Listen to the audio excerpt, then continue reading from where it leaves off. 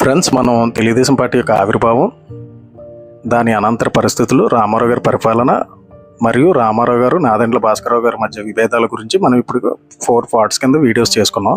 అయితే 4వ పార్ట్లో మనం ఏం చేసుకున్నాం అంటే రామారావు గారు ఎలా ముఖ్యమంత్రి పీఠాన్ని కోల్పోయారు, దాని అనంతరం నాదెండ్ల భాస్కరరావు గారు ఎలా ముఖ్యమంత్రి పీఠాన్ని అధిరోహించారు, దాని తర్వాత మెజార్టీ నిరూపించుకొని రామారావు గారు ఎలా అధికారాన్ని చేజెక్కించుకున్నారు అనేది మనం 4వ పార్ట్లోనే చెప్పుకున్నాం అనమాట.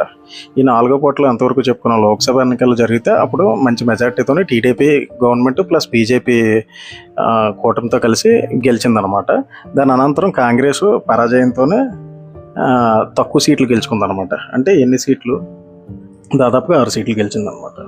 అయితే ఇది ఇలా జరిగిన అనంతరం రామారావు గారు ఏం చేశారు, రెండోసారి ముఖ్యమంత్రి పీఠాన్ని అధిరోహించిన తర్వాత ఎవరైతే తనకు వెన్నుపోటు పొడిచారో వీళ్ళెవరూ కూడా గెలవకూడదని చెప్పేసి అప్పుడు శాసనసభని రద్దు చేశారనమాట. రద్దు చేయమని అదే గవర్నర్కి పంపితే గవర్నర్ రద్దు చేసిన అనంతరం ఎలక్షన్స్కి వెళ్ళిపోయాడు అనమాట రామారావు గారు. ఆయన ఎలక్షన్స్కి వెళ్ళి 1985లోనే మార్చి 9న కొత్త గవర్నమెంట్ని ఏర్పాటు చేశారు. అంటే అప్పుడు 3వసారి ముఖ్యమంత్రిగా ప్రమాణ స్వీకారం చేశారన్నమాట. ఇప్పటికి 2 సార్లు, అప్పుడు 1983 జనవరిలో ఒకసారి చేశారు. ఆ తర్వాత నాదెండ్ల భాస్కరరావు గారిని తొలగించిన తర్వాత ఈయన 2వసారి చేశారు. ఇప్పుడు 3వసారి అనమాట. ఈ 3వసారి ప్రమాణ స్వీకారం చేసి గవర్నమెంట్ ఫామ్ చేసిన వెంటనే ఈయన 15 మంది క్యాబినెట్ మంత్రులను ఎంచుకున్నారు. దాంతోపాటు 9 మంది సహాయ మంత్రులని నియమించారనమాట. ఓవరాల్గా 24 మందితో మంత్రిమండలిని ఏర్పాటు చేశారనమాట. ఎప్పుడైతే ఇలా చేశారో ఈయన తీసుకున్న తర్వాత స్టెప్ ఏంటంటే, మొట్టమొదటి చర్య ఈయన పవర్లోకి వచ్చిన తర్వాత మొట్టమొదటి చర్య ఏం చేశారంటే శాసనమండలిని రద్దు చేయమని శాసనసభలో తీర్మానం చేసిందనమాట గవర్నమెంట్ అనేది. ఎందువల్ల అంటే అప్పుడు శాసనమండలిలో 90 మంది సభ్యులు ఉండేవారు అనమాట. ఈ 90 మంది సభ్యుల్లో 48 మంది కాంగ్రెస్ సభ్యులు ఉండేవారు. అంటే టీడీపీ అనేది మైనార్టీ అనమాట. అప్పుడు ఇది ఉంటే ఇది ఒక న్యూసెన్స్ కింద ఉంటుందని చెప్పేసి రామారావు గారు ఏం చేశారంటే అది రద్దు చేయడానికి తీర్మానం చేసి సెంట్రల్కి పంపించారనమాట. అయితే ఎందువల్ల అంటే ఇప్పుడు ఏదైనా ఒక బిల్లుని చట్టరూపంలో తీసుకురావాలంటే ఫస్ట్ శాసనసభలో ప్రవేశపెడతా బిల్లు అనేది, ఆ శాసనసభ పంపిన బిల్లు అనేది శాసనమండలికి వెళ్తుంది. శాసనమండలి 2 ఆమోదం తెలిపితే చట్టరూపంలో వస్తుందన్నమాట బిల్లు అనేది గవర్నర్ ఆమోదం తర్వాత. అయితే ఈ శాసనమండలి కానీ మళ్ళీ బిల్లు వెనక్కి తిరిగి పంపిస్తే దాన్ని మళ్ళీ రివ్యూ చేసి అది మార్పులు చేయొచ్చు, మార్పులు చేయకుండా మరలా బిల్లు యథాస్థితిగా పంపించారంటే ఖచ్చితంగా ఆమోదం తెలపాల్సిందనమాట. అంటే దీన్ని బట్టి చూస్తే శాసనమండలి కానీ లెస్ పవర్స్ ఉంటాయన్నమాట. అయితే మరలా ఈ న్యూసెన్స్ ఎందుకని చెప్పేసి ఎలాగ మైనార్టీగా ఉన్నాం కదా అని చెప్పి మన రామారావు గారు ఏం చేశారంటే దాన్ని రద్దు చేయమని తీర్మానం చేశారు. ఎప్పుడు ఏప్రిల్ 30వ తేదీ 1985లోనమాట. ఈ రద్దు చేయమని తీర్మానం చేసిన దీన్ని సెంట్రల్కి పంపిస్తారనమాట, కేంద్రానికి పంపిస్తే కేంద్రం ఆమోదం పొందిన తర్వాత అది రద్దు అవుతుందన్నమాట. అయితే ఇది ఎలా చేసిన తర్వాత జూన్ 1వ తేదీన రద్దు చేయబడింది ఈ శాసనమండలి అనేది. అయితే 1989లోనే టీడీపీ గవర్నమెంట్ ఓడిపోయిన తర్వాత కాంగ్రెస్ గవర్నమెంట్ అనేది పవర్లోకి వచ్చింది. ఎప్పుడైతే పవర్లోకి వచ్చిందో మళ్ళీ దీన్ని రీఎస్టాబ్లిష్ చేశారనమాట. ఎప్పుడు 1990 జనవరి 22వ తేదీన. అయితే ఇది ఎలా జరిగింది, తీసుకున్న ఫస్ట్ స్టెప్. మళ్ళీ రెండో స్టెప్ ఏం చేశారంటే మనం గత ఫస్ట్ వీడియోలో చెప్పుకున్నాం ఏమని, రామారావు గారు అధికారంలోకి వచ్చిన అనంతరం మొట్టమొదటిసారిగా ఈయన తీవ్ర వ్యతిరేకత ఎదుర్కొన్నది ఎవరి దగ్గర నుంచి అంటే ప్రభుత్వ ఉద్యోగులు. ఎందువల్ల 58 ఏళ్ల వయసు ఏజ్ లిమిట్ ఉన్న ప్రభుత్వ ఉద్యోగుల్ని 55 సంవత్సరాలు కుదించేసి 55 సంవత్సరాలు ఎవరైతే దాటి ఉన్నారో వాళ్ళందరినీ ఉద్యోగాల్లో నుంచి రిటైర్మెంట్ తీసుకున్నారు అనమాట. అంటే ఏజ్ లిమిట్ తగ్గించడం వల్ల 55 ఏళ్ళకి ప్రతి ప్రభుత్వ ఉద్యోగి ఎవరైతే 55 ఇయర్స్ క్రాస్ చేశారో వాళ్ళు రిటైర్ అయిపోయారు అనమాట. అయితే దీని మీద సుప్రీంకోర్టులో కేసు వేశారనమాట. అయితే కేసు వేస్తే ఈ కేసు ఏమైంది, సుప్రీంకోర్టు ఉద్యోగులకి అనుకూలంగా తీర్పునిచ్చిందనమాట.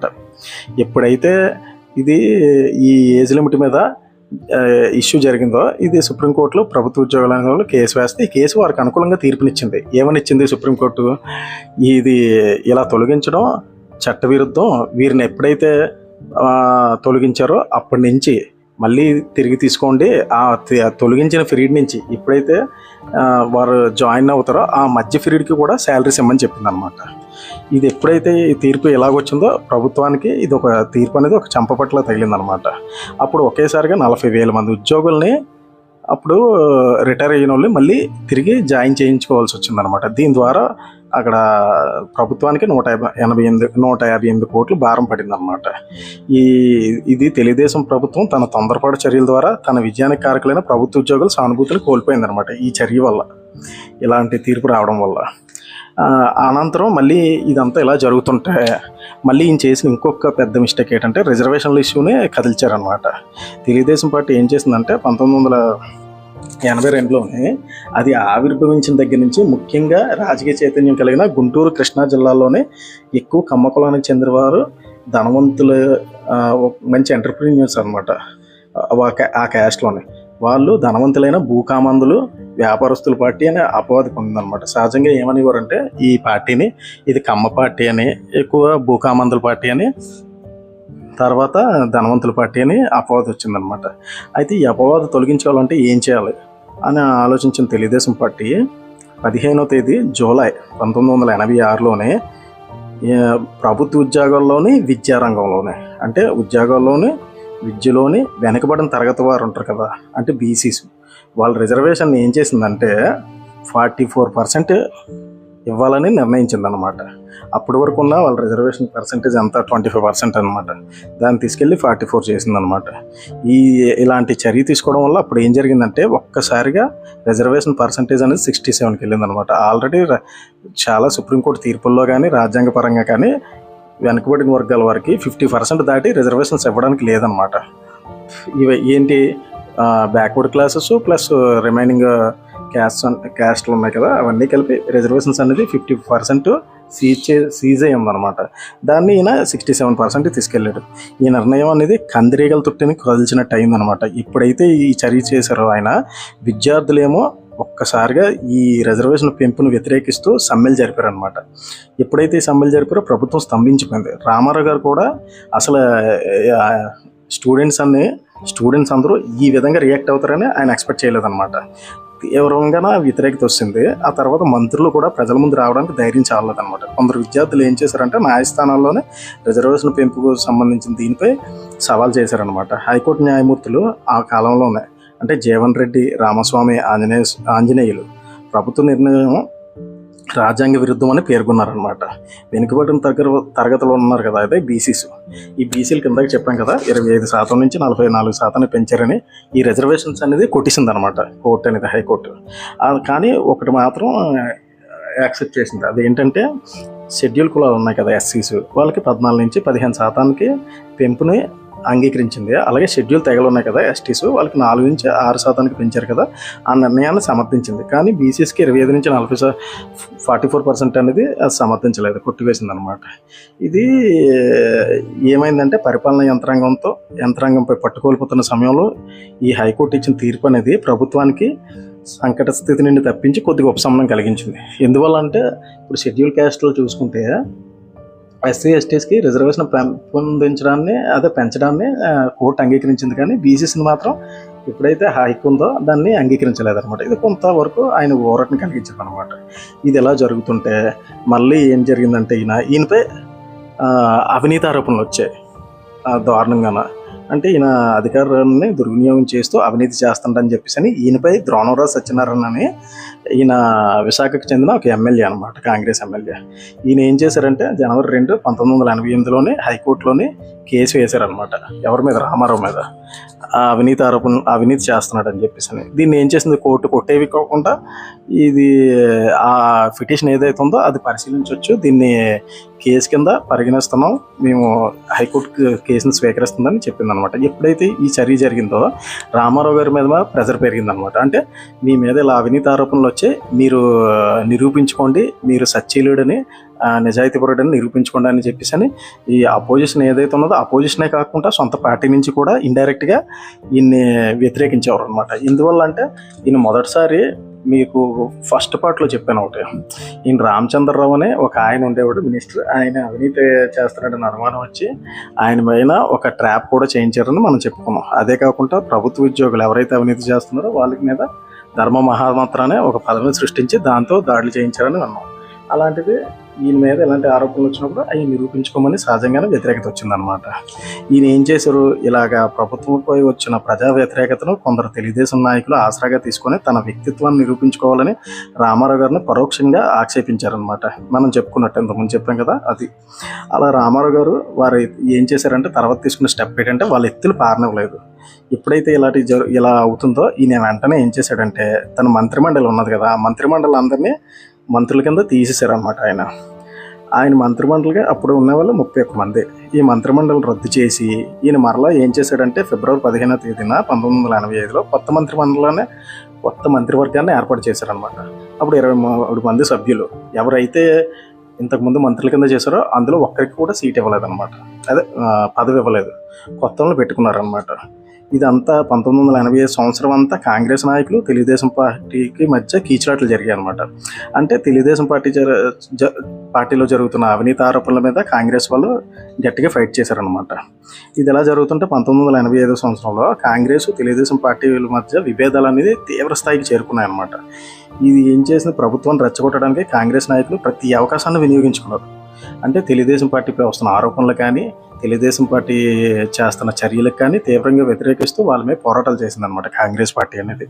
అప్పుడు యువజన కాంగ్రెస్ నాయకులు మాత్రం మంచి యాక్టివ్గా ఉండేవారు అనమాట. యువజన కాంగ్రెస్ నాయకులు వీళ్ళు ఏం చేశారంటే వీళ్ళు అసెంబ్లీ ప్రాంగణం ఉంటుంది కదా, దాంట్లో ప్రవేశించి అసెంబ్లీ ప్రాంగణంలోకి ప్రవేశించి ప్రభుత్వంపై వ్యతిరేక నివాదాలు చేశారనమాట. దీంతో అసెంబ్లీ 29 మార్చి 1989 32 మంది యువజన కాంగ్రెస్ నాయకుల్ని 30 రోజుల పాటు కారాగార శిక్ష విధించిందనమాట. ఇక్కడ ఏం చేసిందంటే యాక్చువల్గా అసెంబ్లీలోనే ఏమైనా ఇష్యూస్ జరిగిందంటే దానికి అక్కడ స్పీకర్ అనమాట రెస్పాన్సిబిలిటీ. అంటే స్పీకర్కి హక్కు ఉంటుంది, అసెంబ్లీ ఆవరణలోనే ఏమైనా జరిగాయంటే దానిపై శిక్ష విధించే అధికారం అనేది స్పీకర్కి ఉంటుంది అనమాట. ఈయన ఏం చేశాడు, ఈ యువజన కాంగ్రెస్ నాయకులు ఎప్పుడైతే అసెంబ్లీలోకి వచ్చి నివాదాలు చేశారో ఇది తన పరిధిలోదని చెప్పి ఈయన ఆ 30 మంది కాంగ్రెస్ నాయకుల్ని 4 రోజుల పాటు శిక్ష విధించమని సూచించారనమాట. అప్పుడు ఏం చేశారు, వీళ్ళని అరెస్ట్ చేసి 30 రోజుల పాటు జైల్లో పెట్టారనమాట. ఎప్పుడైతే ఇది ఇలా జైల్లో పెట్టడం జరిగిందో వీళ్ళు ఏం చేశారు, కాంగ్రెస్ వాళ్ళు సుప్రీంకోర్టులో కేసు వేశారనమాట. ఇలాగ 30 మందిని అరెస్ట్ చేశారు, ఇది రాజ్యాంగ విరుద్ధం అని చెప్పి కేసు వేస్తే సుప్రీంకోర్టు ఏం చేసింది, దీన్ని రద్దు చేసింది అనమాట. అంటే వాళ్ళని జైల్లో వేయడాన్ని వ్యతిరేకించి ఆ అరెస్ట్ని వెంటనే అరెస్ట్ చేసిన వాళ్ళందరినీ విడిపించమని సుప్రీంకోర్టు ఒక జడ్జిమెంట్ ఇచ్చిందనమాట. ఈ జడ్జిమెంట్ ఇస్తే ఈ జడ్జిమెంట్ని అమలు చేయలేదు. ఇది వీళ్ళు ఏం చేశారంటే అసెంబ్లీ ప్రాంగణంలో ఏదైనా జరిగిందంటే ఆ స్పీకర్కి పరిధిలోకి వస్తుంది, అది న్యాయస్థానాల పరిధిలోకి రాదని చెప్పి వీళ్ళు ఏం చేశారు, కోర్టుతో కూడా ఘర్షణాత్మక వైఖరిని ప్రదర్శించారనమాట. అంటే కోర్టు కూడా కంటెంప్ట్ ఆఫ్ ది కోర్టు కింద కోర్టు ఇచ్చిన జడ్జిమెంట్ని వీళ్ళు స్పీకర్కి అధికారం లేదని చెప్పి కోర్టు చెప్పింది. ఈయన ఏం చేశారు, మాకు అధికారాలు ఉన్నాయి, అసెంబ్లీ ప్రాంగణం అనేది ఏం జరిగినా సరే మొత్తం రెస్పాన్సిబిలిటీ కానీ ఆ పవర్స్ కానీ స్పీకర్కి ఉంటాయని ఈయన ఇలాగే ఇద్దరి మధ్య ఘర్షణాత్మక వైఖరి వచ్చిందనమాట. అప్పుడు కోర్టు ఏమొచ్చి కంటెంప్ట్ ఆఫ్ కోర్టు కింద ఇంకో నోటీస్ జారీ చేసిందనమాట. అనంతరం 30 రోజులు అయిపోయిన తర్వాత వీళ్ళు విడుదల చేశారు. ఆ ఇష్యూ అక్కడితో అయిపోయిందనమాట. అక్కడితో అయిపోతే ఇవన్నీ జరుగుతున్నాయి. ఒకవైపు ప్రభుత్వం మీద వ్యతిరేకత పెరుగుతుంది, ఒకవైపు కాంగ్రెస్కి వీళ్ళకి మధ్య ఘర్షణ తీవ్ర స్థాయిలో జరుగుతున్నాయి, ఇంకో సైడు న్యాయ వ్యవస్థతో పోట్లాట్లు, ఇలాంటివన్నీ జరుగుతుంటే ఈ సమస్యలను పక్కన పెట్టడానికి రామారావు గారు తీసుకున్న ఇంకొక నిర్ణయం ఏంటంటే మళ్ళీని విశ్వామిత్ర అనే చిత్రాన్ని నిర్మించడం అనమాట. ప్రజాస్వామ్య సమస్యల నుంచి దృష్టి మరలించి విశ్వామిత్ర చిత్ర నిర్మాణంపై మనసును లగ్నం చేసిన రామారావు గారు మరో వివాదంలోకి దిగారనమాట. ఈ చిత్రం 1989 సాధారణ ఎన్నికలు జరుగుతాయి కదా, 1989 అంటే ఒక 5 ఏళ్ళ తర్వాత కదా, అప్పుడు 85లో కదా ఈయన ఎక్కారు, అప్పుడు 89కి ఈయనకి ఎలక్షన్ క్యాంపెయినింగ్లో ఇది చిత్రం అనేది ఉపయోగపడుతుందని చెప్పి కాంగ్రెస్ పార్టీ ఏం చేసిందంటే దీని మీద ఫైట్ చేయడం స్టార్ట్ చేసిందనమాట. ఇది ఈయన ప్రభుత్వంలో ఉంటూ ఇలాగా లాభాన్ని పొందే సినిమా చిత్రాలు కానీ ఇలాంటి వాటిలో నటించకూడదు, ఈయన ఎలా చేస్తున్నాడని చెప్పి కోర్టుకి వెళ్ళిందనమాట. అయితే కోర్టు ఏం చేసిందంటే ఇది కొట్టివేసిందనమాట. ఇది ఈ ఇష్యూనే నటించుకోవచ్చు, దానివల్ల ఏం ప్రాబ్లం లేదని చెప్పి ఈ కేసులు అనేది కొట్టేసింది అనమాట. అనంతరం 1989లోనే నవంబర్లోనే ఎలక్షన్స్ జరిగినాయి అనమాట, జనరల్ ఎలక్షన్ జరుగుతుంటే అప్పుడు ఏం చేసింది, కాంగ్రెస్ పార్టీకి లోక్సభలోనే మెజార్టీ లేదు. 1989లో మెజార్టీ రాలేదు. 543 మంది సభ్యులకి లోక్సభలోనే 192 స్థానాలని కాంగ్రెస్ పార్టీ గెలుచుకొని పెద్ద రాజకీయ పార్టీగా అవతరించింది. ఆంధ్రప్రదేశ్కి చెందిన 42 స్థానాల్లో 39 స్థానాలని కాంగ్రెస్ గెలుచుకుందనమాట. చూడండి, 42 సీట్స్ ఉంటే అందులో 39 గెలిచింది. అంటే 3 సీట్లు మాత్రమే ఓడిపోయింది అనమాట కాంగ్రెస్. అంటే బిగ్గెస్ట్ విక్టరీ అన్నమాట. అప్పుడు తెలుగుదేశం కేవలం 2 స్థానాలే గెలిచింది ఎంపీ సీట్లు. అప్పుడు రాష్ట్రంలోని కాంగ్రెస్ భారీ మెజార్టీతోనే గెలిచి అధికారంలోకి వచ్చింది అనమాట. ఈ అధికారంలోకి వచ్చిన కాంగ్రెస్ పార్టీ ఏం చేసింది? పోనీ ఎక్కడి నుంచి అయినా లాస్ట్ టైం ఏం జరిగింది?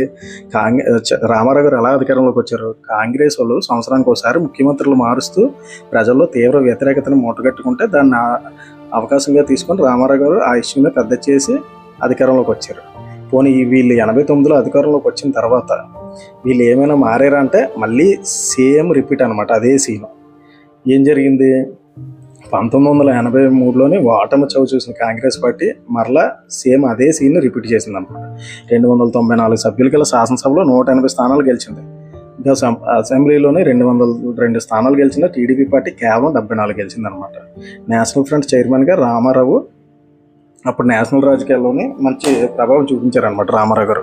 అప్పుడు నేషనల్ ఫ్రంట్ అనే ఉంటే సెంట్రల్లో దానికి చైర్మన్ కింద కూడా ఉన్నారనమాట. అప్పుడు రామారావు గారు 2 స్థానాల్లో పోటీ చేశారు. ఒకటి మహబూబ్ నగర్ జిల్లా కల్వకుర్తి, 2 హిందూపురం నుంచి పోటీ చేశారనమాట. ఈయన ఏం చేశారు? తెలంగాణలో మహబూబ్ నగర్ జిల్లాలో పోటీ చేస్తే కల్వకుర్తి నుంచి ఓడిపోయారనమాట. అనంతపురంలో పోటీ చేసి గెలిచారనమాట. అయితే కాంగ్రెస్ విజయానికి ప్రధాన కారకుడైన డాక్టర్ మర్రి చెన్నారెడ్డిని కాంగ్రెస్ పార్టీ నాయకుడిగా ఎన్నుకోబడ్డారు. ఆయన ఏం చేశారంటే 89లోనే ఎప్పుడైతే కాంగ్రెస్ పార్టీ పవర్లోకి వచ్చిందో అప్పుడు ఈయన సీఎం కింద ప్రమాణ స్వీకారం చేశారు. పోనీ ఇదంతా జరిగిన తర్వాత ఏమైనా సరిగ్గా ఉన్నారంటే వీళ్ళు 1 సంవత్సరం తర్వాత మళ్ళీ ఈయన మార్చేశారు. ఈయన మార్చి ఏం చేశారు? నేదురుమల్లి జనార్దన్ రెడ్డిని ముఖ్యమంత్రి కింద చేశారనమాట. ఈ నేదురుమల్లి జనార్దన్ రెడ్డి ఎప్పుడు డిసెంబర్ 22, 1990లోనే చేపట్టారనమాట. దీని ముందు ఆయన చెన్నారెడ్డి 1 సంవత్సరం పాటు చేశారు సీఎం కింద. ఇదంతా జరిగిన తర్వాత నేదురుమల్లి జనార్దన్ రెడ్డి సీఎం అయితే ఆయన్ని కూడా సరిగా ఉండవలేదు. అప్పుడు రాజశేఖర రెడ్డి గారికి జనార్దన్ రెడ్డి గారికి పడేది కాదనమాట. వీళ్ళ వల్ల ఇవన్నీ కీచులాటలు జరుగుతూ రాజశేఖర రెడ్డి ఏం చేశారంటే ఈయన్ని నేదురుమల్లి జనార్దన్ రెడ్డిని ఏదో రకంగా రాజీనామా చేయించగలిగాడు అనమాట. ఆయన అయిపోయిన తర్వాత కోట్ల విజయభాస్కర్ రెడ్డిని మూడో ముఖ్యమంత్రి కింద ప్రమాణ స్వీకారం చేశాడు. ఎప్పుడో 92లోనమాట. అది అప్పుడు ఈయన రెండోసారి ముఖ్యమంత్రి అయ్యాడు. కాంగ్రెస్ వాళ్ళు అప్పుడు ఏమైంది? 1983లో ఇలాంటివి జరగడం వల్ల అధికారాన్ని కోల్పోయారు. కానీ తను తీరు మార్చుకోకుండా మళ్ళీ 83లో జరిగిన పొరపాట్లే మళ్ళీ రిపీట్ చేశారనమాట. దీని ఫలితంగా 94లో జరిగిన ఎలక్షన్స్లో ఏం చేసిందంటే కాంగ్రెస్ పార్టీ చిత్తుగా పరాజయం పొందిందనమాట. అయితే లోక్సభ మధ్యంతర ఎన్నికలు ఎప్పుడు జరిగాయి? 1991లో మేలోని జూన్లోని జరిగితే ఆ జూన్లో జరిగిన ఎన్నికల్లోని రాజీవ్ గాంధీ హత్య జరిగిందనమాట. హత్య అనంతరం జరిగిన ఎన్నికలు అనమాట. ఇది బాగా మంచి సంపత్తి ఉంది దేశవ్యాప్తంగా. ఇలాంటి టైంలో రాష్ట్రంలో 42 లోక్సభ సీట్లు ఉంటే 13 స్థానాల్లో తెలుగుదేశం పార్టీ గెలుచుకుంది. అంత వేవ్లో కూడా బాగానే గెలుపొందింది. ఎందుకంటే అప్పటికి తెలుగుదేశం పార్టీ ఆపోజిట్లోనే ఉందన్నమాట. అప్పుడు అధికారంలో ఉన్నది ఎవరు? 91లో కాంగ్రెస్ పార్టీ 91లోనే అధికారంలో ఉంటూ కూడా 13 స్థానాలు గెలిచిందంటే గ్రేటే. ఎందుకంటే దాని ముందు తెలుగుదేశం పార్టీ 2 స్థానాలు మాత్రమే గెలిచిందనమాట. అయితే ఇక్కడ బాగానే పుంజుకుంది. ఇది ఇలా జరిగింది ఫ్రెండ్స్. ఈ పార్ట్ అనేది లోక్సభ మధ్యంతర ఎన్నికలతోనే. ఆ తర్వాత 91లోని పివి నరసింహరావు గారు భారత ప్రధానిగా చేపట్టారు సెంట్రల్ గవర్నమెంట్లోనే. ఇక్కడ కాంగ్రెస్ గవర్నమెంట్ అనేది 94 వరకు రన్ అయిందన్నమాట. అనంతరం పరిస్థితులు మనం ఇంకో వీడియో చేసుకుందాం ఫ్రెండ్స్. నా వీడియో కానీ మీకు నచ్చినట్లయితే లైక్ అండ్ సబ్స్క్రైబ్ చేయండి.